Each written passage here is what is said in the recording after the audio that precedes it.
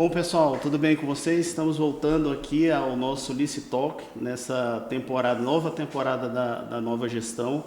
E começando essa temporada com a convidada especialíssima, a doutora Viviane Mafissoni, membro consultora da nossa Comissão de Licitações e Contratos, e contando aqui com a presença também da Isadora França, que também é membro da nossa Comissão de Licitação e Contratos. Vamos bater um papo aqui descontraído, perguntar um pouco sobre a experiência de vida da doutora Viviane, sobre os desafios que ela enfrenta diariamente na nossa temática de licitações e contratos. Mas antes disso eu vou fazer uma breve apresentação dela. Tem que ser muito breve mesmo, porque o currículo é imenso, né? Então vamos lá. A doutora Viviane Mafissoni é especialista em direito público, advogada, diretora acadêmica do Instituto Nacional de Contratação Pública, o INCP, analista jurídica de projetos e políticas públicas do Poder Executivo do Estado do Rio Grande do Sul.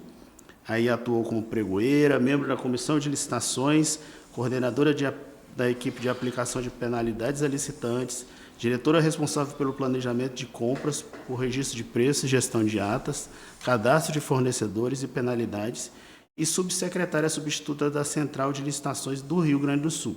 Estudou sobre mecanismos de controle e combate à corrupção na contratação pública na Universidade de Lisboa, em Portugal. Formada em alta liderança pela Fundação Dom Cabral, ex-chefe do Serviço de Compras Centralizadas da Empresa Brasileira de Serviços Hospitalares, EBSER, vinculada ao Ministério da Educação, possui certificação Green Belt Lean Six Sigma. Atualmente está cedida à Advocacia Geral da União como coordenadora geral da logística, professora de pós-graduação da Escola Mineira de Direito e do Instituto Goiano de Direito, premiada como melhor relato técnico do Grupo de Trabalho Governança em Gestão de Riscos e Integridade do 9º Encontro Brasileiro de Administração Pública, avaliadora de artigos técnicos do CONSAD, autora de artigos, coautora de diversos livros e palestrante sobre temas que envolvem contratações públicas. Hoje nós vamos falar aqui sobre a trajetória profissional da doutora Viviane. Como vocês viram, o currículo é imenso, né? Eu acho que ela até resumiu aqui. E as infrações e sanções em licitações e contratações públicas. E aí eu vou começar o nosso bate-papo aqui, Viviane, fazendo uma pergunta bem pessoal, vamos dizer assim. Antes de adentrar nas perguntas específicas sobre licitações e as contratações, eu queria que você falasse brevemente sobre a sua experiência, de como foi o seu caminho até aqui, e especialmente o que te trouxe para esse universo de licitações e contratos. Bom, primeiro eu gostaria de agradecer essa possibilidade de estar aqui conversando com vocês, porque também é uma troca muito importante que a gente tem, área de administração pública, área jurídica, atuação específica na advocacia. Agradeço aqui a doutora Isadora, perdão. Tranquilo. E você, né, Alex, por essa possibilidade aí, esse nosso encontro, para a gente poder trocar um pouquinho de ideias e experiências. Mas, bem, a minha trajetória, na verdade, ela começa já lá na escolha em fazer a faculdade de Direito, né? Eu sempre fui muito amante de conteúdo jurídico, sempre me espelhava muito em amigos, na verdade, da minha família. Sou natural de Estrela, Rio Grande do Sul, uma cidade de, hoje, acho que com 23 mil habitantes, uma cidade pequena, em que a gente tinha figuras como juízes, promotores, advogados, delegados de polícia, como figuras inspiradoras. E a minha universidade que eu fiz foi no interior do Rio Grande do Sul, na cidade de Lajeado, Univates, a universidade que estava no seu primeiro ano do curso de Direito. Então, me inscrevi nesse primeiro ano, foi no ano de 2000, quando eu passo no vestibular para Direito lá, e cursei até o final de 2005, que ainda era num tempo que a gente tinha uma grade curricular de 6 anos de formação em Direito. Então, fiz a universidade lá, pude ter esses profissionais aí como um todo da advocacia e de outras áreas do Judiciário, Ministério Público e Defensoria, ministrando, né, aulas na universidade. E isso fez com que eu também me inspirasse nessa carreira de seguir uma carreira de concurso, né, específico. Então, me formo em 2005, saio da cidade no interior e vou para Porto Alegre para cursar, fazer cursinho de formação. Então, fiz a Escola da Magistratura, fiz a Escola do Ministério Público em Porto Alegre, mais alguns outros cursinhos. E assim fui ao longo dos anos, aí, pelo menos por 4, 5 anos, só fazendo concurso. Cheguei em alguns aí até a fase de prova oral, prova de dissertação, e acabei aí no final de 2009 tendo uma frustração num concurso público específico para a carreira de tabelionatos, né, e serviços notariais no estado de São Paulo, e eu reprovei, fiquei praticamente o ano de 2009 inteiro fazendo esse concurso no estado de São Paulo, todas as fases desse concurso, e reprovei na última fase, na fase oral, ainda na época que os concursos públicos se compunham em 2009 com uma fase de entrevista e prova oral, e isso tinha uma formação de uma nota única ao final. Aí eu disse, não, chega, não quero mais concurso público, né? Vou fazer outra coisa. Daí surgiu em 2010 um concurso público no âmbito do Poder Executivo ali do estado do Rio Grande do Sul, e eu disse, tá bom, vou fazer, né? Vou ver qual é que é. Tentar mais esse. Vou tentar mais esse. Uma carreira administrativa, em geral, ainda que exige a formação jurídica, né? Eu sou servidora do estado do Rio Grande do Sul desde 2010, numa carreira de analista jurídica de políticas públicas e projetos. Era vinculada ao próprio executivo, a uma secretaria específica de Estado, e nós passamos em 2020, 2021, a integrar a carreira da Procuradoria-Geral do Estado, né? Em que, na época, se definiu que, considerando que a Procuradoria-Geral do Estado era a única que exerce atividade jurídica, então todos os cargos jurídicos do executivo foram absorvidos. E o concurso que você tinha conseguido passar em 2009 era para a área de tabelionato. Isso aí, tabelionato. Foi a fase oral aí do tabelionato, que tem todas as fases aí que a gente sabe de qualquer concurso aí das grandes carreiras, né, jurídicas. E fui para essa área, entrei em 2010 no Estado, no Poder Executivo, e eu entrei dentro do que nós chamávamos à época uma diretoria de centralização de compras. O Estado do Rio Grande do Sul já tem centralização de compras, já normas e regras, desde 1989, 88, a gente já tem algumas regras aí sobre centralização de compras. Começou na Secretaria da Fazenda, em que ela colocava alguns auditores nas comissões de licitação que tinham em todas as secretarias. Então, se passou a pensar num formato de centralização. Se criou, então, uma diretoria em 1989 de centralização de compras, e assim o Estado, o Poder Executivo, foi absorvendo a centralização de compras de várias secretarias de Estado, autarquias e fundações. Quando eu entro em 2010, ainda é uma, então, diretoria, entro, na verdade, nesse concurso para trabalhar dentro de uma central de licitações, sem nem bem saber o que era uma licitação. Olha aí, a vida levando para outro lugar, né? Exatamente. O que eu tinha de conhecimento de licitação era a lei que eu estudava para passar na primeira fase do concurso, que era o que se pedia, porque segunda, terceira fase de concurso a gente não tinha nenhum tipo de questionamento, praticamente licitações e contratações. Então, era muito mais na prova objetiva que a gente tinha isso. Então, assim, era aquela coisa de estudar a lei, a decoreba da lei aí que a gente sabe. E ainda que eu tivesse uma cadeira, né, de direito administrativo na universidade, também é uma coisa que a gente vê de forma mais superficial na formação, né, acadêmica, na parte da graduação. Então, não tinha conhecimento, né? Cheguei ali, eu digo, gente, eu não sei nem o que é uma licitação, né? Mas assim foi. Fui me apaixonando aí pela matéria, na verdade, confesso que eu sou uma apaixonada, mas eu peguei a licitação do zero, né, entendendo como funcionava. E já dentro de uma unidade administrativa, de um órgão público muito organizado, né? A central de compras lá já era muito organizada, né? Regulamentações, estrutura, já sabia muito bem o que fazia. Então, eu também tive uma experiência muito boa entre 2010 até 2021, passando por todas as áreas dentro da central. Então, assim, entrei e fiquei praticamente 2 anos dentro da assessoria jurídica, que daí foi a primeira unidade que eu atuei, avaliando minuta de edital, minuta de contrato, algumas intervenções em procedimentos, como recurso, algum pedido de impugnação que a gente tivesse que se manifestar.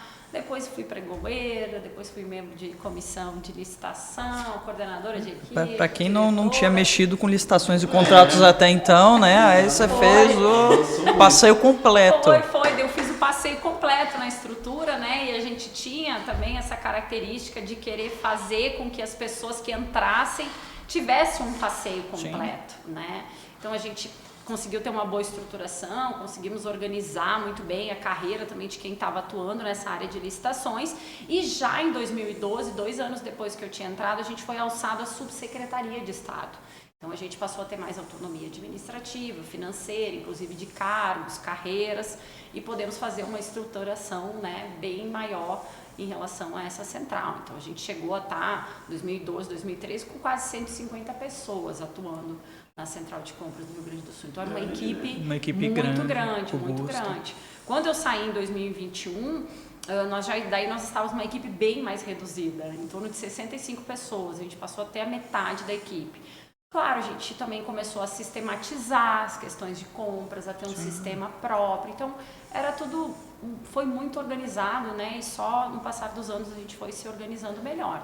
Mas, a partir daí, eu fiquei assumindo já desde 2012, então, meus 15 anos de serviço público que eu completo esse ano, 13 deles foram com cargos de gestão, sempre à frente de cargos de liderança e coordenação. E isso tem muito a ver também com a referência em relação da boa estrutura que a gente tinha lá de cargos, salários e até da própria Central de Compras, que permitiu que a gente tivesse aí a possibilidade de coordenações e diretorias em relação a isso. Em 2021 eu recebo um convite para sair da administração pública estadual e vim assumir uma unidade de compras centralizadas em Brasília, numa estatal, que é a IBSER, que é a Empresa Brasileira de Serviços Hospitalares, que gerencia aí hospitais universitários federais no país. Tinha, na época, 41 unidades, hoje eu acho que está 45 ou 47 hospitais universitários, mas quando eu entrei ainda estávamos em 41 hospitais, com um projeto que já estava em construção, né, por uma equipe, porque a própria IBSER, aí, estatal, um dos objetivos principais da criação da IBSER foi fazer gestão centralizada de compras. Então, eles já estavam há muitos anos aí trabalhando nesse projeto, com alguma dificuldade numa modelagem mesmo de centralizar, ou melhor, a atuação específica nessa centralização. Então, por intermédio de alguns conhecidos aí nesse meio de centralização de compras, falaram, chama a Vivi lá do Rio Grande do Sul, porque ela já fez tudo que tinha que fazer lá, ela já a central lá está funcionando sozinha, então agora vamos tirar o pessoal de lá. Já pode enfrentar novos desafios. Foi mais ou menos por aí. E vim, assim, foi uma coisa muito louca, assim, do dia para a noite, quando me chamaram, eu falei, ok, preciso passar por um processo seletivo. Não, é você, só que 10 dias você tem que assumir aqui em Brasília. Pensou 2 vezes? Nossa, fiquei assim, tava ali, né, com a minha vida e uma carreira também muito consolidada, assim, como eu disse, a Central de Compras ali tem um poder, uma autonomia, um respeito muito grande, né, para com os governadores. A gente tem um trato direto com governadores, secretários de Estado, então a gente tinha toda uma atuação, né, assim, de gestão. Foi muito estranho para mim, tipo, sair desse meio e dizer, vamos lá, agora você vai implantar aqui, você volta a ser a Vivi, que está entrando num órgão de centralização para começar tudo do zero. Então, é sempre muito desafiador, né, porque essa política de centralização de compras, ela não depende só de questões técnicas e de normatizações, ela é uma compra de um interesse político também, né, que envolve, não só administrativo, então também são pontos aí difíceis de executar. Até o próprio meio, né? Exato, é muito complicado. Pense, todos os hospitais com autonomia, né, administrativa, financeira, você chegar e dizer, agora quem vai fazer a compra centralizada desse medicamento é a gente aqui, né? Então tem toda uma questão aí para se tratar também político-administrativamente. E fiquei 2 anos na IBSER, conseguimos implantar um modelo, ele foi executando, e daí também tive um convite para ir para a coordenação geral de logística da AGU, porque justamente hoje o diretor de logística foi meu secretário de planejamento no Rio Grande do Sul e foi chefe de gabinete do governador do estado, na época ali gestão 2020, 2021, então ele conhecia o meu trabalho também, como ele voltou para Brasília, que ele é natural daqui, ele disse, então venha para cá agora também. Legal. Esse é o meu mundo de licitação, na verdade. Bacana. De administrativo, eu digo assim, administrativo, operacional, servidora pública e, claro que daí, paralelamente a isso, essa área de capacitação, né, de poder transformar aí também o aprendizado de outros servidores públicos, poder ensinar sobre o que eu efetivamente aprendi do zero e conseguir transformar em alguns lugares do zero. é muito bacana. Então, também comecei a me apaixonar assim, por essa área de capacitação, da aula, de palestra, de eventos e também algumas questões paralelas de consultoria também, de formatação, assim, de áreas e formatação de regulamentos de licitações e contratos. Acaba que a sua experiência em muitos cargos de liderança até te conduz naturalmente para essa parte de capacitação. Exato. Interessante, Muito bom, doutora. Sua história, um pouquinho que a gente pôde ouvir dela aqui, né? Muito inspiradora. Mas eu percebi que, na verdade, licitações e contratos não eram, em primeiro momento, uma paixão, mas depois se tornou algo que, aparentemente, parece algo que você não consegue viver sem. Não. E dentro dessa ótica, dentro dessa logística, doutora, olhando para trás, você consegue trazer para a gente algum desafio, algum momento marcante que você tem enfrentado nesse caminho, principalmente quando consideramos esse cenário de contratação e de licitações públicas? Essa questão da centralização achei muito interessante, principalmente com o hospital, acho que faz muito sentido, né? Pela questão de insumos e até por uma questão de precificação, eu acho que isso é bastante relevante, mas teve algum outro setor, algum outros tipos de compras? Assim, o que dá mais dificuldade nessa questão da centralização? Medicamentos, eu imagino que a gente consiga ter, por exemplo, um paracetamol é um paracetamol aqui, é um paracetamol no Rio de Janeiro, é um paracetamol, enfim, no Rio Grande do Sul, é o mesmo medicamento. Mas em alguns outros tipos de produtos ou insumos ou até de serviços, teve algum desafio marcante na sua trajetória que você poderia compartilhar conosco? Eu acho que a gente talvez poderia dividir essa resposta em 3 pontos. Primeiro, um desafio enquanto ocupante de cargo de liderança e mulher dentro, né, da administração pública como um todo, né? O simples fato de ocupar um cargo de gestão por si só não é fácil. Eu nunca ocupei cargos por indicação política, sempre foram por questões técnicas mesmo, de conhecimento técnico. Eu acho que esse meio licitações e contratos, ele até gera um certo temor da alta administração, né, e talvez não colocar pessoas com experiência nesse conteúdo e técnica. Então, acho que a gente acaba tendo pontos em relação a isso, quando a gente fala de servidores capacitados, seja servidor efetivo, seja servidor em cargo em comissão, também sem nenhum tipo de diferenciação.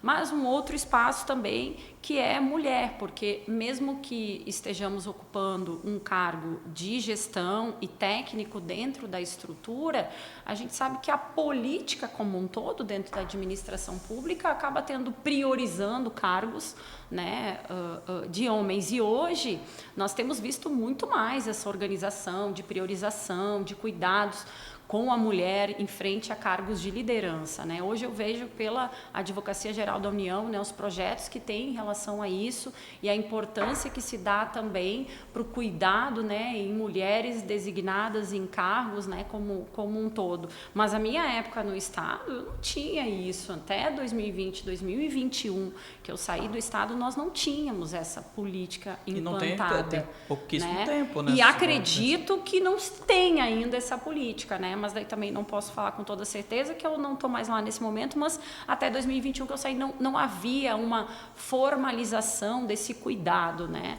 Não só com mulheres, como também com outras questões que a gente vê aí de gênero, que também são importantes de serem atendidas, e raça também. Eu também até 2021 não via isso no âmbito do Estado.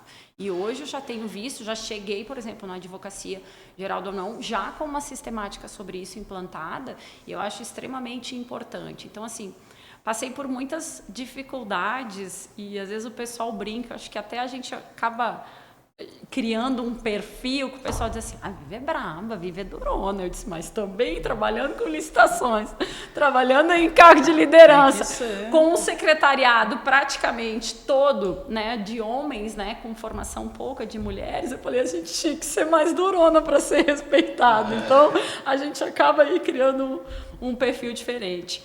E tem a parte mesmo, né, que eu acho que é um ponto importante, que é o conteúdo mesmo, licitações e contratações, né, diante de dificuldades que a gente tinha na 8666 uma lei bem mais escassa, né, em relação à regulamentação, e a diferença que eu vejo hoje com a 14133, assim, numa evolução extrema em relação a vários regulamentos, que acho que depois a gente vai poder falar um pouco sobre isso, né, de normatizações, e a parte referente à dificuldade de estrutura, as áreas de licitações e contratações com dificuldade de estrutura, né? E isso a gente poderia também interligar muito com a questão de cargos e salários e também valorização das áreas de contratações dentro do serviço público. Eu acho que isso também são pontos assim que ao longo dos anos eu vi que a gente passou a evoluir muito mais, e a própria 14133 também tem trazido isso como uma necessidade de evolução, né? Então, eu diria aí, como mulher, né, como a transição que a gente teve das legislações, da lei anterior que nós tínhamos, que dependia muito mais de regulamentos, e da nova lei agora que a gente tem visto um cenário que tem sido desafiador para muitas administrações que não pensavam em segregação de função, que não tomavam cuidado em estrutura e governança, e hoje a gente tem visto, né, como isso tem se firmado aí melhor e como vai trazer muita evolução daqui para frente. Maravilha. Você comentou um ponto que é interessante, que automaticamente já faz um gancho para a nossa próxima pergunta.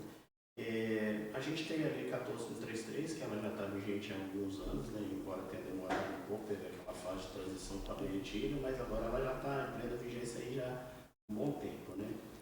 O que você identifica assim, que foi um avanço muito grande? Não precisa ser vários, mas um exemplo que você possa, isso aqui foi uma coisa fantástica, 14133. Andou muito bem nesse tema aqui, por isso. Eu acho que isso facilitou demais. E também, por outro lado, o que você identifica assim, que você, nesse ponto aqui, podia ter sido melhor? Podia ter avançado mais, podia ter regulamentado mais, podia ter dado um outro enfoque, podia ter seguido um outro caminho. Você lembra assim, com facilidade? Sim, eu acho que a gente até poderia traçar o seguinte paradigma. Ao mesmo tempo que eu acho que como uma ótima inovação da 14133, eu também acho que poderia ter o legislador adentrado um pouco mais. São justamente essas questões referentes à governança, necessidade de estrutura nas áreas de compras, necessidade de regulamentação de procedimentos, de padronização, e também respeito à própria gestão por competência. O legislador traz esses termos todos em um único artigo da lei, dizendo, olha, administração, você precisa cuidar disso. Você precisa cuidar de governança, de estrutura, de gestão por competência, alta administração, fique de olho nisso. Ao mesmo tempo que ele poderia ter trazido alguns outros aspectos em relação a isso. Só que, claro que a gente também, e muito provavelmente, né, por parte do legislador, essa observância da independência, autonomia dos entes que, dentro da sua estrutura e dentro da sua competência legislativa, podem esmiuçar essas práticas de governança, estrutura e gestão por competência. Mas acho que é um ponto hoje ainda de muita dificuldade nas administrações, porque a gente tem uma lei que, no meu ver, às vezes eu gosto de dizer o seguinte, ela não é tão nova e tão inovadora assim, quando a gente fala sobre orientações de órgãos de controle. Os órgãos de controle não falavam nada de diferente do que saiu na 14133. Claro que isso acabava sendo uma prática muito mais de órgãos federais, que eram mais cobrados pelo Tribunal de Contas da União do que os próprios tribunais aí, estaduais e municipais. Com uma estrutura maior, né, que pudesse vir a trazer mais regramentos, mas a gente não pode falar assim, olha, fomos pegos de surpresa em relação a 14133. Mas eu acho que a gente foi pego de surpresa em relação ao legislador trazer essa espécie que adentra em governança e regra de estrutura para a administração. É como se a gente estivesse falando assim, alta administração, você precisa ter uma coordenação para isso, uma coordenação para isso, uma diretoria para isso, você precisa segregar função, você tem que botar cada pessoa dentro do seu quadradinho, do macro processo de contratação, as pessoas do planejamento, as pessoas da licitação, as pessoas da execução e gestão contratual. Você precisa fazer isso. Que é uma coisa que, a meu ver, o legislador até não precisava dizer, né? Que a gente super entende que, né, que já deveria. Mas ele falou ao mesmo tempo, e eu acho que ele poderia ter entrado aí em umas minúcias maiores, até para trazer isso com mais força, porque eu tenho visto assim que isso tem ficado tratado de forma secundária nos órgãos. Eu estou preocupado em apagar incêndio, fazer o meu processo de licitação, mas eu não estou tomando cuidado com esse outro aspecto. E esse outro aspecto, ele se reflete totalmente na política fora, com o mercado fornecedor. Porque uma administração pública bem organizada, ela reflete essa organização para o mercado fornecedor. A atuação, por exemplo, da consultoria, da assessoria jurídica para o mercado fornecedor, da área jurídica, os advogados para com o mercado fornecedor, eu tenho certeza que eles sentem muito mais esses entraves de uma falta de organização, né, por parte de algumas estruturas da administração do que o conteúdo técnico legislativo como um todo. Às vezes você tem dificuldade até de quem você vai acessar, de como é que você vai enviar uma resposta ou uma solicitação, por exemplo, de um reequilíbrio econômico-financeiro. Como você vai se defender num processo de sanção? Você é notificado num processo de aplicação de sanção e ninguém fala para você como é que você tem vistas desse processo, como é que você atua nesse processo. Você não sabe nem qual é a Não sabe, mas isso é o reflexo do quê? De uma organização que não está bem estruturada, né? Perfeito, doutora. Aproveitando esse tema que nós falamos aqui de infrações e sanções administrativas, que é um tema de meu amplo interesse, né? Eu sou completamente apaixonada por esse tema. Eu queria perguntar para o doutor, especificamente quanto a esse tema de sanções e infrações em licitações de contratos, se a doutora vislumbrou alguma alteração positiva ou negativa no âmbito da nova lei de licitações e contratos. Não, com toda certeza, né? Nós tínhamos regulamentos anteriores extremamente escassos em relação e ordem das infrações e sanções, o que gerava muita dúvida dentro da administração, né? E mais ainda, uma falta de organização da administração em relação a esses ritos, né?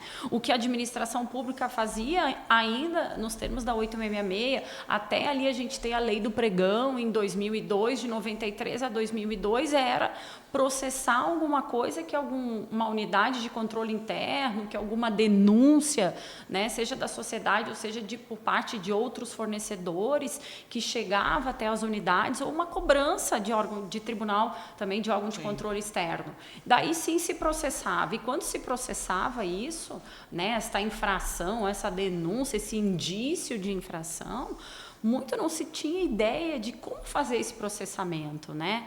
Como trabalhar com esse contraditório e ampla defesa, como trabalhar com esse devido processo legal, como se trabalhar com essa celeridade processual, não se tinha isso definido. 2002, quando a gente recebe a lei do pregão, a 10.520, ela vem com um único artigo, ali o artigo 7º, e traz muito mais informação do que a lei 8666 trazia até então. Até porque a gente começa a mudar um cenário de disputa, que a gente sai de disputas presenciais, né, em grande parte do país, e passa a ter disputas eletrônicas, né, que a gente sequer consegue se aproximar desse fornecedor, né? Talvez ainda aí no âmbito da 8666 a gente tinha muito mais a gestão clássica de fazer procedimentos presenciais e se participavam muito mais empresas locais, né? Seja na esfera de municípios, estados ou do próprio governo federal. Então a gente tinha as empresas que estavam mais próximas, sempre né? E isso aí uma questão de competição, competitividade. Claro, claro. Acabava ficando naquela questão interna que talvez a gente falasse, olha, eu não tenho uma ampla competição. Então, a gente tem aí, para mim, a lei do pregão, uma evolução, né, em 2002, dizendo, não, nós vamos partir para uma ampla competição, nós vamos abrir esses procedimentos eletrônicos, né? Então, agora nós vamos comprar de forma virtual. E por não conhecer bem, já não ter mais esse trato direto com o fornecedor, que eu acho que também é uma das ferramentas de combater as corrupções que a gente tinha até então, vamos trabalhar com procedimento eletrônico, mas vamos prever uma regra mais severa ou mais clara sobre o procedimento de aplicação de sanção. Então, o artigo 7º da 10.520 vem lá e descreve quais são as infrações, que até então a gente não sabia na 866, né? Então, vem trazendo aí essa evolução. E da Lei do Pregão de 2002 para a Lei 14.133, no que diz respeito a esse processo sancionador, também ouso dizer que a gente não teve uma inovação, não tivemos grandes novidades sobre as infrações e sanções. O que a gente teve de novo é uma lei geral de licitações e contratos, que hoje a 14.133 não é a única, porque a gente ainda tem a lei das estatais, né, a 13.303, principalmente aí como lei geral também, que rege as empresas públicas e sociedades de economia mista, mas nós tivemos um arcabouço, ou seja, uma junção da aplicação da parte de infrações e sanções da 8.666, da aplicação da parte das infrações e sanções da 10.520 e, a partir disso, aí, orientações de órgãos de controle que já estavam trazendo há muitos anos. Fizemos uma salada, botamos tudo para dentro da 14.133. Ótimo, porque, inclusive, foi uma norma que trouxe para essa parte da sanção regra de procedimento, exigindo criação de comissão, dizendo sobre a necessidade de instauração de processo. Por quê? Porque o gestor, até então, muitos não faziam nada com esse processamento. De novo, o mesmo exemplo da 8666. Não se tinha fluxo de trabalho, não se definia competências dentro da estrutura. Então, eram processos que eram abertos, ficavam soltos, não se sabia o que fazer. Imaginem vocês também da área consultiva jurídica, se recebiam uma notificação, muitas vezes passava 2, 3 anos um processo tramitando na administração, até que se sabia que a empresa tinha sido penalizada, né? Então, nada de regras. Às vezes vem algum auto de infração, depois um outro auto de infração sobre o mesmo assunto. Exato, Outro auto. Exato. E E assim ia, repetia notificações, repetia defesa. Muitas vezes a gente ouvia falar do próprio fornecedor, poxa, eu estou de novo defendendo a mesma coisa, já falei, já trouxe, né, esses argumentos. A administração não está avaliando os meus argumentos, não se sabia, não se tinha essa cultura. E eu acho que é justamente isso, uma necessidade de mudança cultural. Quando a gente vê uma lei geral de licitações trazendo mais regras sobre esse arcabouço de infrações e sanções e dizendo para a administração como ela deve processar isso e trazendo regras mínimas, ele também prioriza essa mudança de cultura dentro das estruturas. Não dá mais para dizer, eu não sei como processar, eu não sei como tratar um fornecedor, como dar a ele a oportunidade do contraditório em ampla defesa, dar a ele a oportunidade de apresentar alegações finais, dar a ele a oportunidade de apresentar recursos, que também era aí uma falha que a gente tinha nessa falta de regra de procedimento, né? Perfeito. Do que você tem visto assim no dia a dia? Você até falou um pouco que a legislação ela traz algumas coisas, mas ainda fica ali no campo ainda não tem uma orientação. Falta ali indicar para o fornecedor, olha, procedimento é esse, você vai responder aqui, você vai fazer isso, você vai fazer aquilo. E aí falta essa orientação. E como é que você vê isso face à penalização, à aplicação de punições? Você acha que tem um equilíbrio entre a aplicação de punições e a orientação mesmo falha? Porque também você citou que muitas vezes não está sendo processada essa orientação, né? De, olha, tem que fazer uma advertência, aplicar uma penalidade aqui, e muitas vezes o gestor larga aquilo ali numa gaveta e deixa lá. Eu mesmo participei em determinado momento, num determinado ministério, de um processo que tinha, nesse caso eu estava fazendo até uma consultoria para o ministério, para um órgão específico dentro do ministério, e tinha um descumprimento assim absurdo de cláusula contratuária, até medicamento. E aí no parecer que eu fiz, não, tem que aplicar a penalidade, não sei o que e tal. Não aplicaram, engavetaram lá o processo e o fornecedor continuava descumprindo, era questão logística, que vinha de fora, ele continuava descumprindo e eu reiterando, já tinha que ter aplicado a outra, não aplicaram, vai continuar incidindo na mesma prática, ele não está sendo penalizado, não sofre punição, por que ele vai tentar mudar alguma coisa, né? Resultado, nunca aplicaram, eu acho que nunca aplicaram essa penalidade, e depois, na época veio a pandemia, o negócio piorou assim, né? Pior ainda. Pensa como é que Teve ficou. outros medicamentos, falta. Aí a confusão ficou muito pior. Mas tudo para dizer que a gente não tem essa, vamos dizer assim, essa prática de alguns gestores, né? Não vamos generalizar, mas alguns gestores realmente deixam passar, não engavetam o assunto, e ao mesmo tempo falta essa orientação. Como é que você vê isso? Você acha que a nova legislação, apesar dela ter detalhado um pouco mais, ela está melhorando esse equilíbrio? Há uma mentalidade do gestor já mudando? Você vê uma mudança de cultura que você acabou de falar? Você acha que está começando a ter essa mudança de cultura? Ou você acha, por exemplo, que... também isso é um exemplo que eu ouvi numa outra consultoria de um estado específico, que quando estava bem ali na transição, próximo a entrar na vigência total da 14133, um determinado presidente da autarquia falou para mim assim: aqui os servidores eles são muito antigos, eles têm muito tempo de casa e eles trabalham muitos anos com 8666, eles não querem saber da 14133, eles preferem se aposentar do que trabalhar com 14133. É mais fácil a gente seguir fazendo o que a gente está sempre fazendo, fez, né? Então é isso. eles não querem. Você fala em capacitação para eles aqui, eles não querem nem ouvir falar. Então segue nessa linha. Como é que você está vendo essa mudança? Está vendo?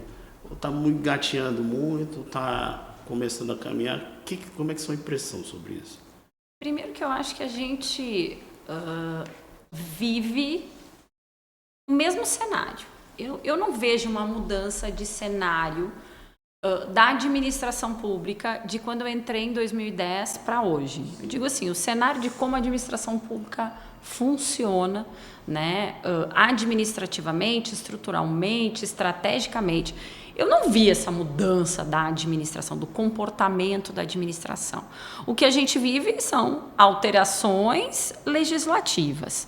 Aplicar sanção ou a ocorrência de infrações, a gente tem isso ainda muito antes, desde que a administração se constituiu, desde que a administração existe, porque a própria previsão das regras de infrações e sanções da 8666 de 93 é a mesma do Decreto-Lei 267. É a mesma regra. Então, assim, se criou o Decreto-Lei num momento aí cultural e estratégico, aí próximo à construção de Brasília, nós tivemos todas as grandes obras aí, serviços de engenharia, então uma lei totalmente pensada nessa gestão estratégica de combater infrações, irregularidades, corrupções em grandes obras e serviços de engenharia. Essa é a Constituição que chegou até a Lei 8666 de 93. Então, se tinha um olhar voltado a combater corrupção e irregularidades em obras e serviços de engenharia. Então, a visão foi muito essa. Não se enxergava outras questões, né, que poderia estar acontecendo de irregularidades na prática da execução contratual, por exemplo, por parte de empresas. Então, o cenário era outro, o que era mais gritante era esse. Por quê? Porque a gente via a obra parada, a gente via a obra que, né, demorava a sua execução, então isso gritava mais atenção dos órgãos de controle como um todo. E esse cenário, hoje, ele ainda acontece muito mais numa preocupação de execução contratual, de ter boa execução contratual e de só identificar quando for uma grande problemática, quando for um grande prejuízo. Eu não tenho como ignorar, foi para a imprensa, eu tenho uma denúncia, virou notícia, que é o que a gente vê, saiu no jornal.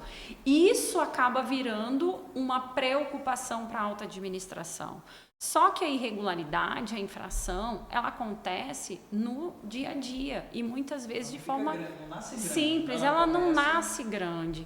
A gente começa, por exemplo, com o planejamento da contratação, que tem sido alçado aí com grande importância na 14133, inclusive alçado a princípio do artigo 5º, em que deve existir uma equipe capacitada que se aproxima do mercado, que conhece o mercado, que conhece o que quer, que conhece prazo de entrega, conhece prazo de execução, que especifica bem o seu produto, que prevê bem as suas regras de contratação. Vamos partir desse pressuposto, porque é isso que a legislação está trazendo. Daí, de outro lado, eu tenho também alguns do mercado que desconhecem a estrutura da administração, desconhecem as regras e vêm brincar com a administração pública. Às vezes eu uso assim, hoje quando eu penalizo uma empresa, e falo isso porque eu comecei a trabalhar com o processo de aplicação de penalidade no Estado em 2012. E eu trabalhei até 2021, quando eu saí de lá. Então, eu tenho mais de 8 anos só trabalhando, né? Não exclusivamente, mas trabalhando só com o processo sancionador. Então, assim, identificando, avaliando defesa, fazendo decisão de processo. Também passei aí por todas as etapas, identificando infrações até mesmo em disputas licitatórias, como conluio e corrupção entre empresas.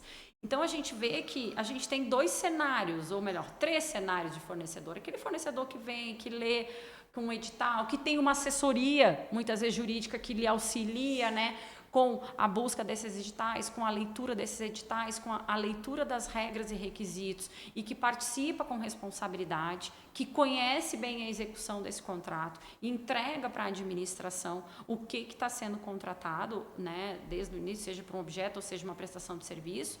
E eu tenho aquele fornecedor que vem o seguinte, o mercado público é um bom mercado, eu quero entrar, eu quero ser fornecedor. E ele vem, né? O aventureiro, ele vem sem conhecer do cenário e achando que ele consegue fazer isso sozinho, que ele vai dar conta. E não dá, e começa a tropeçar, seja numa licitação ou seja na execução desse contrato. E eu tenho um fornecedor ou licitante corrupto mesmo, né? Que vem para corromper, que vem para fazer conluio entre empresas, que vem para se beneficiar economicamente. Então, assim, é os 3 cenários que eu tenho hoje. Só que quando eu penalizo uma empresa, normalmente, eu estou penalizando esses 2/3 do cenário, que é o que desconhece e vem como aventureiro, e é o corrupto.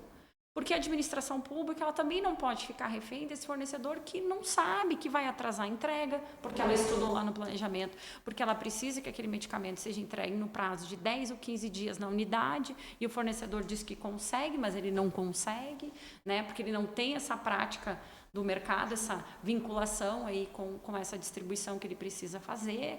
A mesma coisa a prestação de serviço, ou uma empresa responsável aí por prestação de serviço com dedicação exclusiva de mão de obra, né, que acho que dá conta, às vezes, da quantidade dessa mão de obra, não dá conta, tem uma inexperiência em relação a isso, passa a se corromper, a não pagar verbas trabalhistas, verbas previdenciárias, e isso ataca diretamente uma execução de contrato. Então, assim, isso acontece desde sempre, isso não é agora com a nova lei. O que a nova lei vem para a gente dizer olha aqui, eu já estou há anos falando que você precisa instaurar processo e processar isso. Agora eu estou vindo aqui te trazer umas regras a mais para que você tenha consciência que você precisa trabalhar isso na estrutura. Eu estou em sala de aula falando sobre infrações e sanções tem pelo menos 5 anos. E eu entro em órgãos, eu falo com as mais diversas pessoas, dos mais diversos entes, seja União, seja Estado, seja município.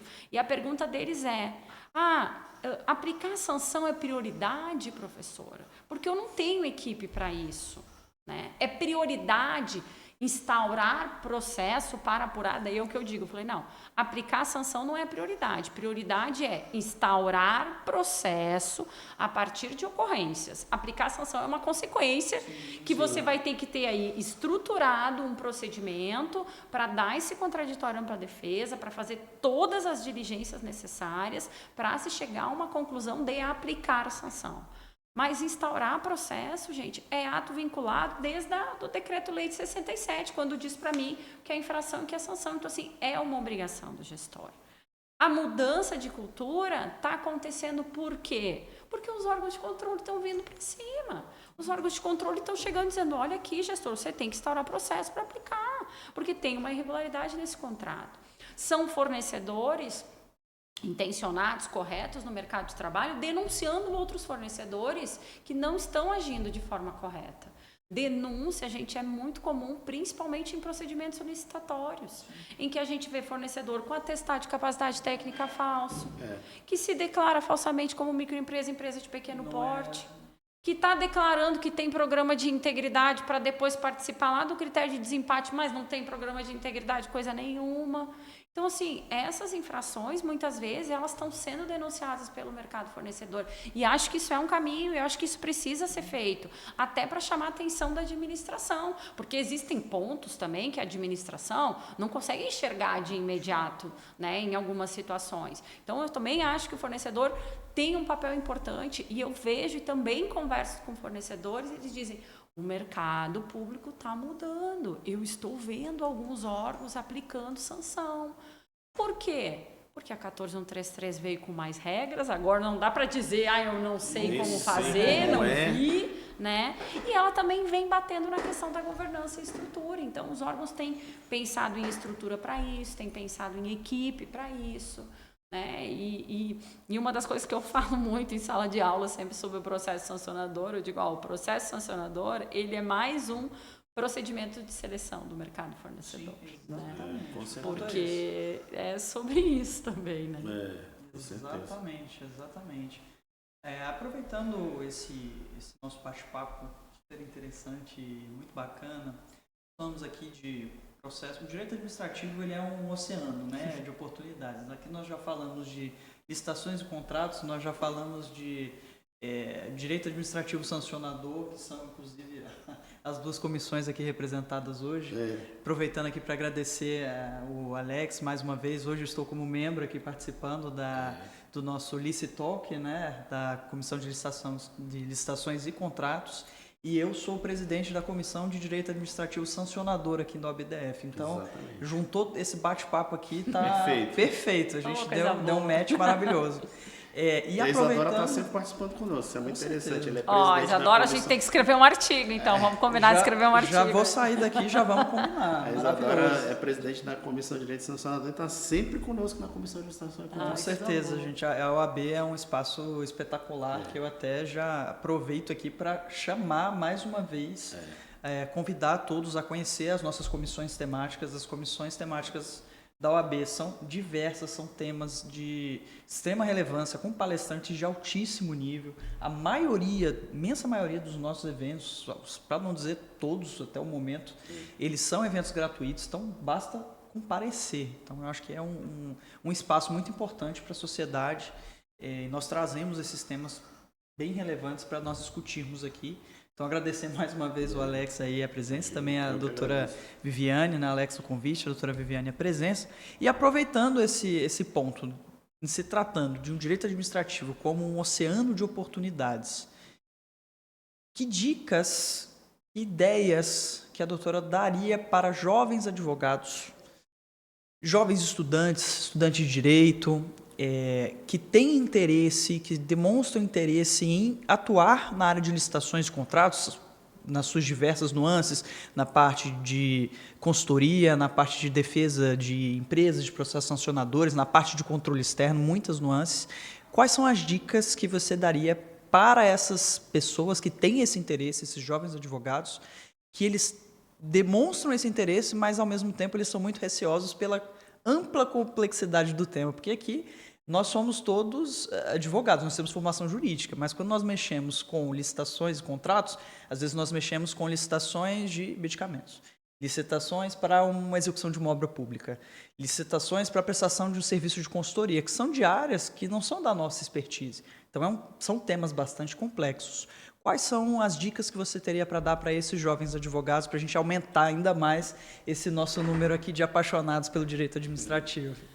Primeiro, gente, licitações e contratos não é difícil, não. O povo tem medo, não né? O povo tem medo mesmo, né? Eu acho que, talvez, a relação com a administração pública como um todo parecia ser muito difícil até então. E daí eu volto de novo sobre as questões referentes à estrutura, à governança, a falta de transparência que nós tínhamos até alguns anos atrás e que cada vez mais tem sido difundida. E daí não só na área de licitações e contratações, né? Tu pega, às vezes, macrocompetências da administração pública, né? Como gestão de pessoas, né? Então tem advogados aí atuando nessa parte, né? Cuida com concurso público, né? Pessoas que passam em concurso público ou não passam, ou têm implicações em concurso público, questões de carreira mesmo, aposentadoria dentro da administração, questões referentes à gestão de patrimônio mobiliário e imobiliário, a defesa de gestores como um todo na administração pública e ainda uma parte referente a licitações e contratos. Eu acho que até então não era só licitações e contratos que ficava nesse mundo de dificuldade e uma certa insegurança, mas eu vejo muito, de novo, na minha história dentro da administração, o que a gente evoluiu até mesmo em transparência. Até tempos atrás a gente tentava entrar num site de um órgão, a gente não encontrava nada, não achava uma legislação, não achava um regulamento interno, né? Porque a gente tem uma lei geral de servidores, né? Dependendo do servidor federal, estadual, municipal, enfim. E quando a gente ia procurar essa legislação, a gente nem encontrava muitas vezes, tinha muita dificuldade. E da mesma forma também procedimentos relativos à licitação e contratação. Hoje, com essa questão e obrigatoriedade da transparência, a gente tem aí sites fantásticos, né? Trazendo regras, os seus regulamentos internos, enfim, também para dentro de sites, trazendo publicidade das suas licitações, publicidade do plano de contratação anual. Então, assim, está muito mais fácil de trabalhar com licitação. Já foi mais difícil. Hoje está muito mais fácil, né, de trabalhar e a gente ter aí o conteúdo de um edital na palma da mão, a gente acessar aplicativos de compra e de disputa eletrônica, como o próprio Sistema Federal, o Compras.gov, para um celular, para um aplicativo. Então, assim, tá mais fácil, né? Não tenham medo dessa gestão como um todo. E, mais ainda, o que se precisa é o básico. O que hoje eu vejo que o mercado fornecedor necessita e que pode muito a advocacia contribuir é nessa assessoria, é nesse assessoramento, nessa consultoria para o mercado fornecedor, né? Que existem termos, muitas vezes, até mesmo documentação de habilitação, que é uma dificuldade gigantesca para o mercado fornecedor, que está iniciando, que muitas vezes não tem conhecimento da documentação técnica ou jurídica que se exige, e às vezes isso faz com que quem está numa carreira jurídica tenha uma visão muito mais fácil. Então, assim, a preocupação maior que a gente tem que ter com a lei de licitações é no âmbito interno da administração, dela estruturar tudo isso que a gente falou, para ela fazer os melhores processos, os melhores planejamentos de contratação, definir estrategicamente o que vai comprar ou não vai comprar em determinado ano. O desafio maior está para dentro da administração. Para fora, para a assessoria, está muito mais fácil, né? No que precisa e no que diz respeito a esse tipo de avaliação, que é pegar na mão do fornecedor. O fornecedor precisa de quem pegue na mão, quem auxilie ele a levantar, muitas vezes, a documentação que ele precisa para participar de uma licitação. O fornecedor ainda tem muita dificuldade. Tem muita dificuldade, porque assim, eu não conheço em números a quantidade de fornecedores que a gente deve ter mensalmente ou anualmente cadastrados no sistema de compras aqui do governo federal. Mas no estado do Rio Grande do Sul, a gente tem um sistema de compras próprio, né, que a gente chama lá o Compras RS, muito parecido com o Compras.gov, só lá no âmbito do Estado, né, autarquias, fundações e também empresas públicas, sociedade de economia mista se utilizam desse sistema lá. Na época final, pandemia, foi extremamente expressivo o número de fornecedores que passaram a se inscrever para utilizar o nosso sistema, porque a gente precisa se credenciar lá também, assim como o sistema do governo federal, né? Então, a gente chegou a fazer um levantamento, um mapeamento ali num período, não me recordo se foi 2020, 2021, mas como eu era responsável pela diretoria que fazia o credenciamento de fornecedores, a gente fez um levantamento que chegou a dar 3 mil fornecedores cadastrados, né, no período de um ano da pandemia, na busca do mercado público como mercado fornecedor. Isso só no sistema no âmbito do Estado. E eu tenho certeza que a maioria deles não estava assessorado. Exatamente, daí é sobre isso. A dificuldade, eu quero dizer, muitas vezes ela é mínima, é de você estruturar, você ler um edital, você entender o que está sendo exigido, que alguém, né, possa ir uma consultoria mapear, olha, é esse produto que você precisa, é esse documento que você precisa para a licitação, você sendo vencedor, você precisa cumprir com esses requisitos de contratação. É essa espécie de assessoria que hoje não se tem para muitos fornecedores que estão iniciando. E de entender o mercado também, né? A gente trabalha com consultoria e licitações, às vezes a gente vê, que foi o que nós citamos aqui, dos aventureiros. A logística da contratação com o poder público é totalmente diferente de uma logística de contratação da iniciativa privada. A começar pelo prazo de pagamento, né? Exatamente. Você tem uma diferença muito grande até em termos de prerrogativas. Exato, né? O exato, poder público ele detém, exato. por óbvio, uma série de prerrogativas que o colocam em uma posição superior em relação ao particular. Então, é altamente recomendado que esse particular ele procure uma consultoria especializada até para ele precificar, por óbvio, os riscos da contratação com a administração. Fundamental, porque como você estava falando e bem lembrando, né? Hoje, se você pega o básico, a nossa regra geral, a gente tem lá 30 dias de pagamento, tão logo apresentada a nota fiscal.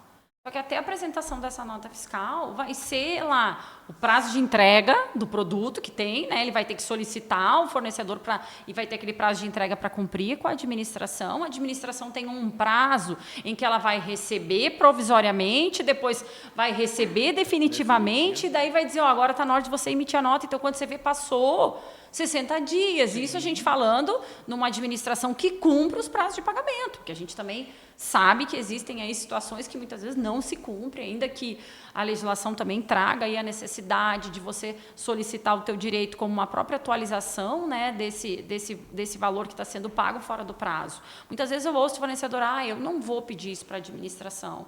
Se eu solicitar esse valor aqui, a maior, agora está me fugindo essa atualização de valor, né?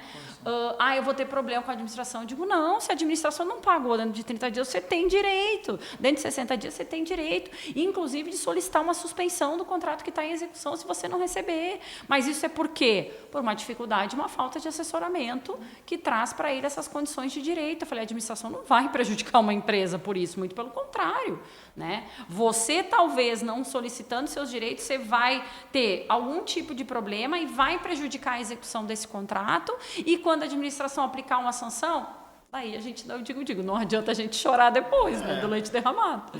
Não adianta depois falar, mas eu fui bonzinho lá no passado e agora vocês não... Pois é, então assim, gente, tem a administração, tem aí o poder dever dela, tem as cláusulas exorbitantes, inclusive uma delas é de aplicar sanção, é de fiscalizar os seus contratos, mas o privado, ele tem os seus direitos que estão muitas vezes previstos nas próprias regras de contratação e também previstos na lei, mas ele desconhece. Sim. Né? Até às vezes por uma falta de formação jurídica, enfim, ou de uma assessoria específica para isso. Exatamente. Já até que esse número que você falou de 3 credenciados seria maior se tivesse assessoria jurídica, porque até para o credenciamento... Até para o credenciamento precisa. Exatamente. E daí a gente tem outro ponto. Olha quantos sistemas operacionais de compras que a gente tem no país, além dos públicos, os privados, que também são utilizados aí, são plataformas privadas. Então, assim, é outro desafio do mercado fornecedor. É você conhecer os sistemas operacionais da administração e você conhecer o regime jurídico de cada ente. Porque isso também é um ponto importante da Lei 14.133 e até mesmo quando a gente fala sobre as regras de infração e sanção. A 14.133, em mais de 40 artigos, ela cita a necessidade do ente, do chefe do Poder Executivo ou da unidade regulamentar isso. Exatamente. Então, assim, o fornecedor ele tem que conhecer não só a 14.133, o próprio mercado consultivo jurídico, ele tem que conhecer o regulamento do ente, ou seja, do Estado, né, o da União e de municípios, e ainda tem que conhecer os regulamentos internos dos órgãos. E o processo sancionador, ele tem regulamento interno. Deveria ter um regulamento interno em cada ente, com as suas regras de dosimetria, com as suas regras de processamento, com a sua forma de notificação, com a sua forma de vistas ao processo, com a sua forma de publicidade. Então, pensemos bem aí quantos regulamentos só de infrações e sanções a gente tem vigente no país. Melhor deixar para os consultores, né? É o ideal. O ideal é que o fornecedor ele conheça bem do mercado dele, né? Que é a atividade que ele vai fornecer, ou o serviço. Objeto, é isso. O fornecedor tem lidado com o objeto, né? A importância deixa de ter uma assessoria, né, para isso, mas é para... E é isso, é para mostrar assim, gente, olha só. Então, assim, não tem como um fornecedor dar conta da execução do seu objeto e dar conta de todo esse arcabouço sistemático ilegal que ele precisa ter. É impossível. É inexequível, impossível. Realmente. E aí a gente, voltando a falar um pouco do seu desempenho na parte acadêmica. A gente sabe, até pelo currículo que a gente leu aqui no começo, que seu desempenho na parte acadêmica já vem de longa data, e aí até por aquilo que eu falei, né? Você, como exerceu muitos cargos de liderança, acaba sendo um caminho natural você tender a ensinar e compartilhar o seu conhecimento com todos, né? Coisa que você faz aqui conosco, na nossa comissão, enfim, está sempre fazendo. E considerando tudo isso que a gente está falando, sobre as dificuldades, sobre o fato da área de licitações e contratos não ser um bicho de 7 cabeças, como muitas pessoas acham, né? Que, na verdade, isso é um lugar comum, né? Todo mundo que trabalha com licitações e contratos já ouviu alguém falando: ixi, você trabalha? Quero nem ouvir. Eu mesmo não quero nem ouvir. Você é doido. Você é doido. O que você inventou de trabalhar com isso? Então, todo mundo que trabalha com licitações já ouviu isso em algum momento. Como é que você vê a preparação das instituições, das faculdades, das universidades, para esse nosso nicho? Você acha que tem avançado, ou você entende que também porque a gente, obviamente, tem um inchaço, né? A gente tem muitas instituições e com esse tanto de instituição, a qualidade do ensino ela cai realmente. A gente não pode dizer que a qualidade do nosso ensino é boa, né? Tem muita instituição que não tem um prima pela qualidade.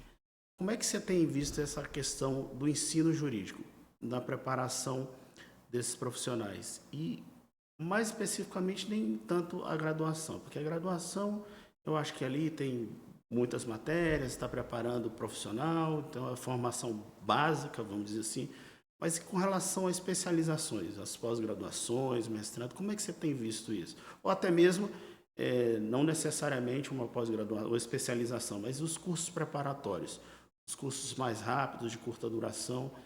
E como é que você está vendo esse mercado? Tempo em que eu vi universidade e depois vivia o meu tempo de estudo para cursinho, ali entre 2006 e 2010, estudava para concurso, fazendo cursinhos preparatórios.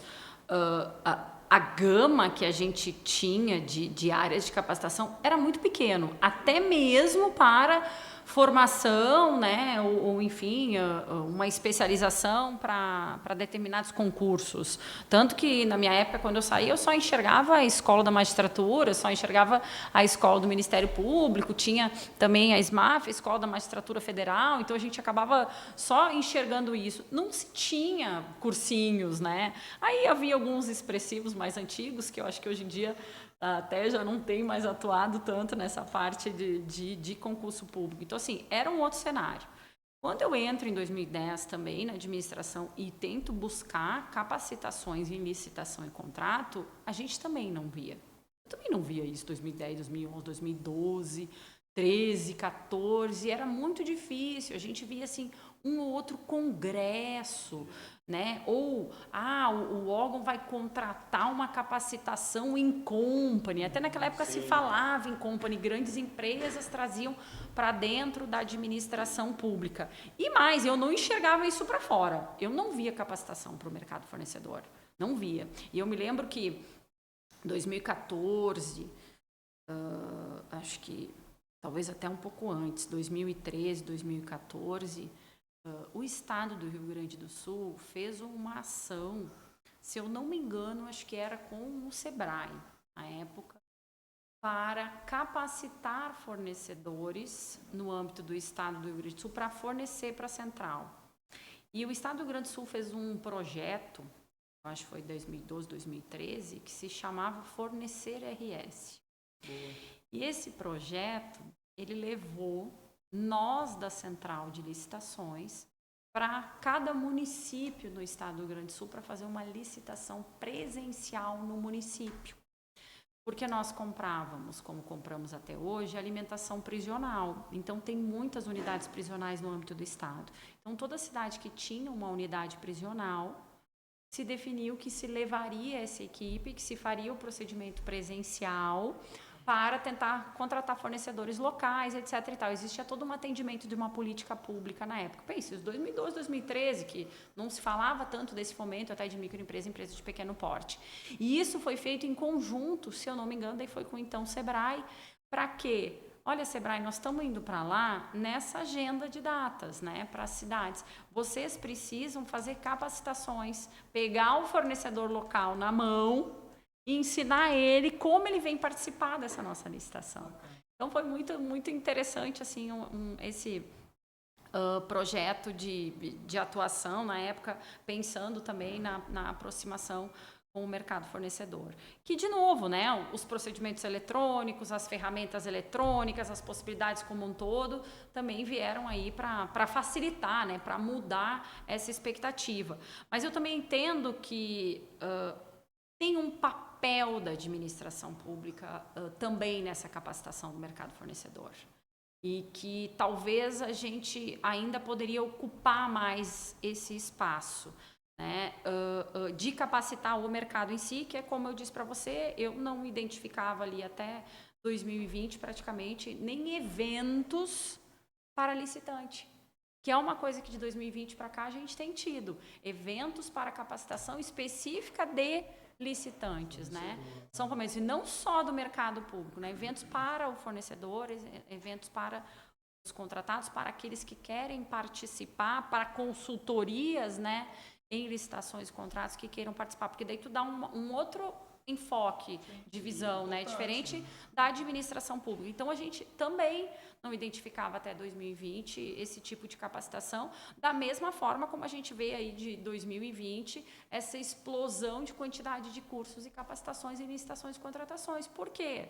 Porque, mais uma vez, o mercado identificando aí uma possibilidade de ganho, né, diante de uma nova lei que foi publicada em 2021. Então, a gente teve uma grande disseminação, né, de capacitações, mais a nível de especialização ou específicas aí de eventos, congressos e cursos na área de licitações e contratos.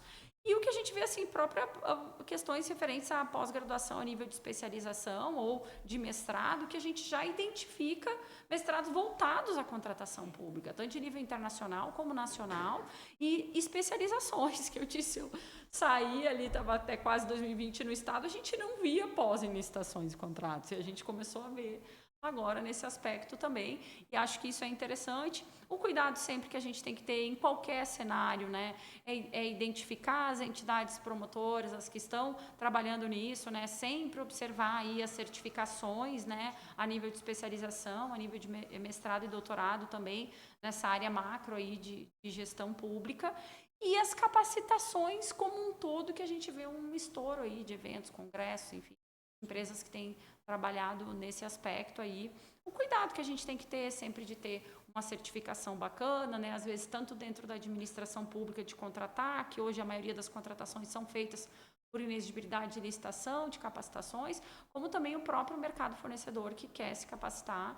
E eu acho que hoje tem aí essa área de consultoria e de mercado fornecedor com vasta gama de eventos voltados a fornecedor.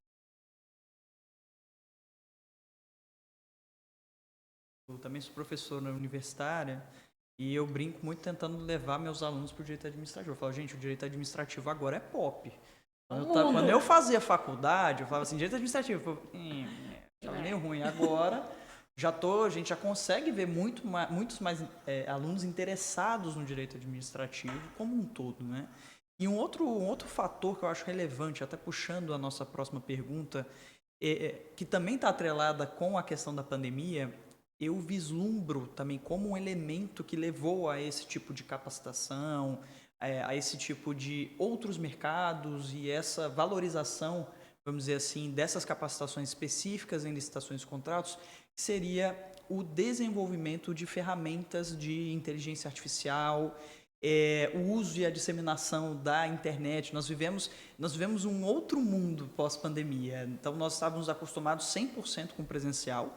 E em 2020, a vida de todo mundo mudou. A gente ficou num limbo, né? A gente ficou mais no virtual, então a gente perdeu um pouco daquela questão presencial, que já retomamos ainda bem, eu acho que é sempre muito salutar, mas o digital ele veio para ficar. Isso também permite, tanto num aspecto de ter acesso a outros tipos de pós-graduação. Eu posso estar aqui, posso estar fazendo uma pós-graduação na FGV, enfim, uma pós-graduação online com pessoas da área, né? Poxa, isso é muito interessante. Então, eu acrescento também a esse debate a questão da digitalização. Eu vou chamar aqui de digitalização, desenvolvimento de novas tecnologias e essa possibilidade desse mercado no digital. Dentre isso, né, considerando isso, eu queria perguntar para a doutora como que você vislumbra essa transformação digital, o uso de inteligência artificial, de blockchain, e dentre tantas outras ferramentas de inteligência artificial, de digitalização, como isso influencia ou como isso impacta a gestão de contratos públicos?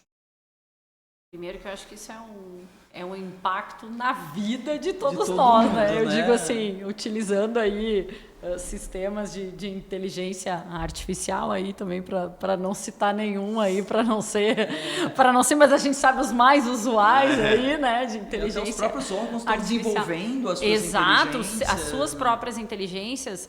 Eu acho que a gente tem aí um mundo nas nossas mãos, mas um mundo que também tem que ser utilizado com muita responsabilidade, né? A gente vê aí administração pública e capacitações envolvendo o uso da inteligência artificial para a administração pública, no seu planejamento das contratações, na sua formulação de modelo, padrão, de edital, de contrato, né? O quanto que tem que ter cuidado em relação a isso. E também do lado do mercado fornecedor, né? Eu também já tenho visto aí ofertas de capacitação. Olha, né? Você que está aí como consultor e assessor, né? Usa a inteligência artificial para garantir uma proposta feita de forma digna, para garantir que estejam se avaliando todas as cláusulas de um edital e de um contrato. Eu só digo assim, tomemos cuidado com isso, né? Porque a inteligência artificial, para ela ter uma boa execução e para ela facilitar o nosso dia a dia, ela precisa ser ensinada. E para ela ser ensinada, né, a gente precisa que nós, né, passamos o nosso conhecimento para ela, o nosso formato de conhecimento e trabalho, para que ela seja uma parceira, né, na execução. Isso eu falo para a administração pública, falo para o mercado fornecedor, falo para o mercado consultivo, de atuação jurídica como um todo. Acho que a gente tem que tomar muito cuidado em relação a isso. Contudo, não só pelo uso da inteligência artificial no sentido de sistemas de IA que melhoram aí, que podem trazer mais qualidade nessas intervenções em todas essas áreas, mas é o próprio uso da inteligência artificial, por exemplo, por órgãos de controle, né? Os sistemas hoje que nós temos de vários órgãos já se utilizando, a exemplo do próprio Tribunal de Contas da União, né? Que tem sistemas aí também, um deles chamado de Alice, que é um sistema que vai lá e consegue buscar e detectar determinados valores, determinadas contratações, consegue ver objetos, consegue fazer uma busca e uma varredura aí, seja na atuação de empresas, como também da própria administração pública, né, em contratações em geral. Então, também é um cuidado, a inteligência artificial ela também está sendo usada para esse tipo de controle, então vem muito mais para combater corrupção, pequenas fraudes em contratação, né? O uso de sistemas eletrônicos para processar a licitação, inclusive em que a gente tem aí uma gama imensa de cadastros de empresas, em que a gente consegue fazer uma vinculação, uma sobreposição desses dados, né? O próprio sistema Contratos Gov, hoje o Compras Gov, ele tem um cadastro que é o SICAF, que hoje me apresenta um relatório quando eu abro uma licitação de composição societária, né? E também a intervenção desses CPFs em outras composições societárias. Cruza as informações. Cruza essas informações, né? Eu consigo ver, por exemplo, e avaliar uma empresa que foi penalizada no âmbito com uma composição societária, se essa composição também se faz no âmbito de outras empresas, que vai gerar uma necessidade da administração diligenciar. Então, isso tem muito a ver com transparência, né? E daí, de novo, eu foco na questão da transparência, o quanto que a gente tem aí, com essa tecnologia toda, a utilização de fontes de pesquisa, o próprio Portal Nacional de Contratação Pública, que é um avanço da Lei 14.133, trazendo todas as informações de contratação, aquisição, procedimentos, contratos vigentes em um único portal. Eu lembro, eu sou da época que para buscar uma ata de registro de preço que a gente queria daí, a gente buscava no Google. E daí, a partir disso, a gente ia atrás para ver, né, se conseguia uma ata, informações sobre editais outros. Eu quero ver como o governo de outro estado ou como o governo federal está conduzindo uma licitação para esse tipo de objeto, para a gente usar como modelo, como experiência. Isso serve para a administração e isso serve, inclusive, para o mercado fornecedor. Deixa eu ver como estão comprando o meu objeto por aí, né? E antes a gente não tinha, a gente tinha que procurar no Google. Hoje tu tem um portal nacional de contratação pública que você vai lá, né? Tudo bem, está em evolução, está caminhando, mas você consegue fazer uma pesquisa por objeto do que se tem no mercado, né? O fornecedor também que queria participar de licitações, né? Sem uma consultoria nenhuma, ele ia no Google, ia ter que entrar portal por portal para ver. Hoje em dia você consegue, tem ferramentas que são vendidas no mercado privado, inclusive, para que eu tenha um resumo das licitações sobre determinados objetos no país. Gente, a tecnologia ela só veio aí a nosso favor, né? Para ajudar, né? Para ajudar. Muito bom. Realmente a gente está em um patamar completamente diferente, né? Quem começa a trabalhar com licitações e contratos hoje tem um panorama. Tem um mundo muito enorme. favorável. Eu sempre digo, a gente quando começou, assim, Era tudo mato. Bem por aí mesmo. Bom, a gente já vai caminhando aqui para o encerramento, né, do nosso podcast, né? Mais uma vez agradecendo sua presença, viu, Vi? Muito importante, muito legal esse bate-papo, conhecer mais da sua carreira, do seu, tanto pessoal quanto da sua parte, tanto pessoal quanto profissional. Uma história muito bonita. E aí a gente queria saber de você o seguinte, com tudo isso que a gente conversou, o que você entende que serão próximos desafios na área de contratações públicas, seja com a nova legislação, ou seja coisa que a nova legislação não abordou, que está pendente? E o que você gostaria de deixar de mensagem para o pessoal que vai assistir esse podcast? A advocacia ou o fornecedor que é curioso, sabe que tem um podcast e vai assistir, o próprio servidor público que também trabalha nessa área lá e tem essas suas obrigações lá. O que você gostaria de deixar de mensagem? Então, duas partes. Primeira, o que você enxerga como os próximos passos e uma mensagem que você queira deixar ou qualquer outra informação que você queira deixar agora para a gente encerrar o nosso podcast. Fica à vontade. Bom, primeiro acho que é um desafio da administração pública em se reestruturar, né, para fazer jus a uma lei que vem muito clara, com muitos aspectos importantes, principalmente na parte conceitual, né, que nós tínhamos uma deficiência das legislações anteriores, e agora a gente tem um artigo, o artigo 6º da lei, que vem ali, nem sei com quantos incisos, até já perdi a conta, mas com muita parte conceitual, né? E muitas vezes eu digo, olha, você está com dificuldade de entender uma coisa, seja para o aluno público, ou seja para o aluno privado, ou quando a gente está trocando uma ideia também com o mercado fornecedor, ou com a própria administração pública, eu digo assim, você já leu a parte conceitual? Vai lá.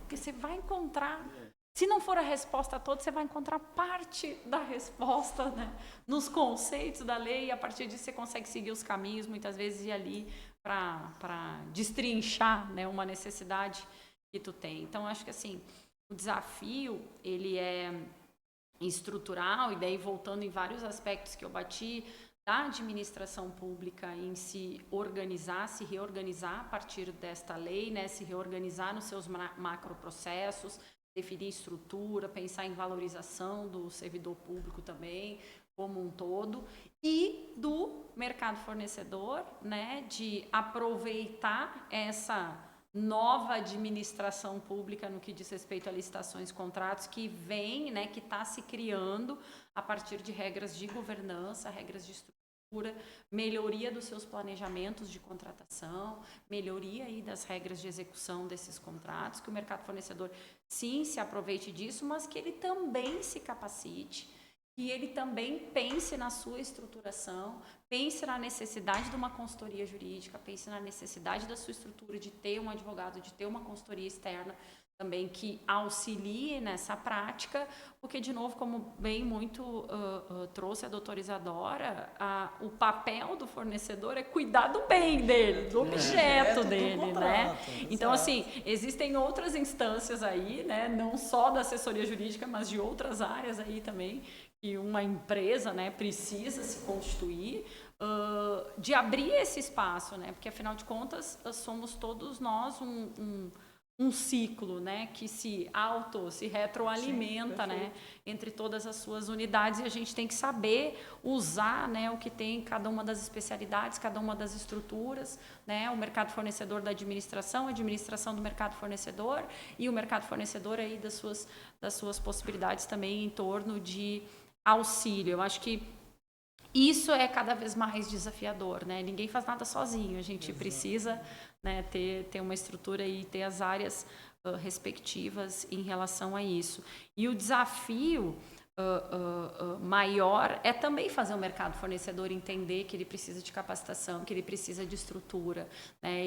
E a gente percebe hoje claramente, né, em empresas bem estruturadas que vêm prestar serviço e que fornecem para a administração, empresas ou com grandes estruturas ou com a terceirização de suas estruturas, né, principalmente de consultoria, e a empresa que não tem. Sim. A gente vê nitidamente isso. Até claro. Mesmo na organização de documentos, quando ela vem apresentar numa licitação.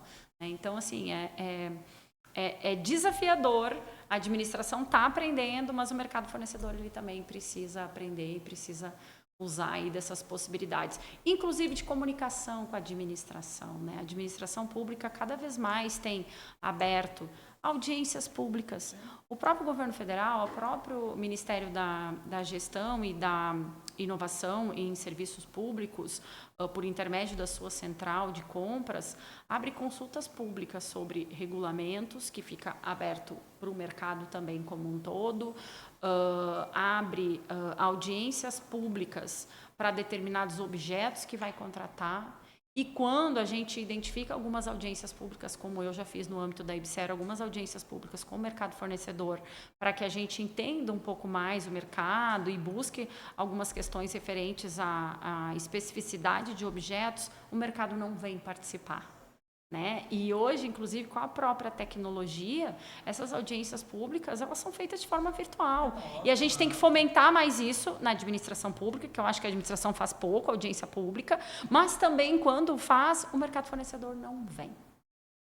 E eu digo não vem, porque eu tentei fazer algumas audiências públicas e tive dificuldade de participação no mercado fornecedor, sendo que a gente contatou diretamente, enviou e-mail e etc e tal para as empresas, e elas não vinham participar, tipo, vou lá bater um papo com a administração, mas é o momento que você tem para vir discutir, né? Olha, a administração quer comprar tal objeto, então você aproveita e vem, se você é representante desse objeto, se você vende esse objeto, para discutir com a administração. E o formato da audiência pública hoje, ela compõe, ela deveria vir a compor o planejamento de contratação como um todo, né? A depender do tipo da própria modelagem, principalmente quando a gente fala uma centralização de compra, que você vai exigir, depende a nível de Estado ou a nível de governo federal, um planejamento aí de logística da empresa, a empresa tem que vir participar dessa conversa, ela tem que participar dessa audiência pública também.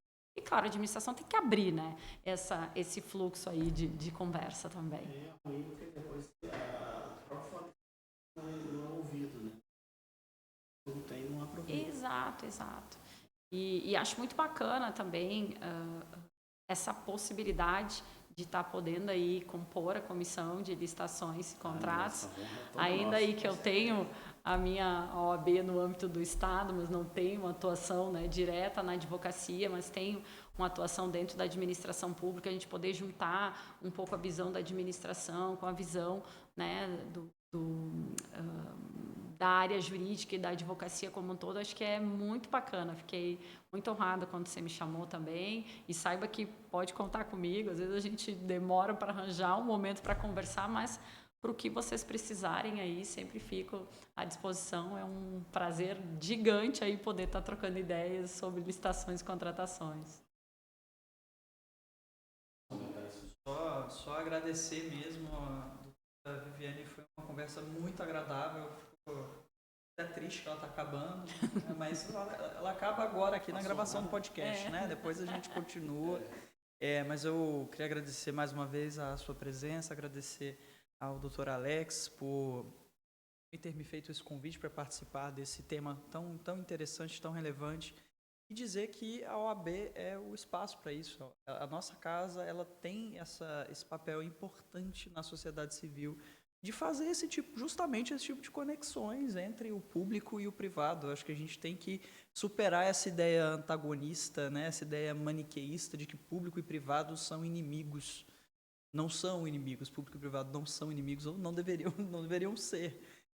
E é justamente em espaços como esse, debatendo esses temas, que nós conseguimos ver sobre a ótica o privado consegue ver sobre a ótica do público e o público do privado, e a gente consegue caminhar. A gente só fica num cabo de guerra, um puxando para um lado, puxando para o outro, a gente não vai para frente, a gente fica parado.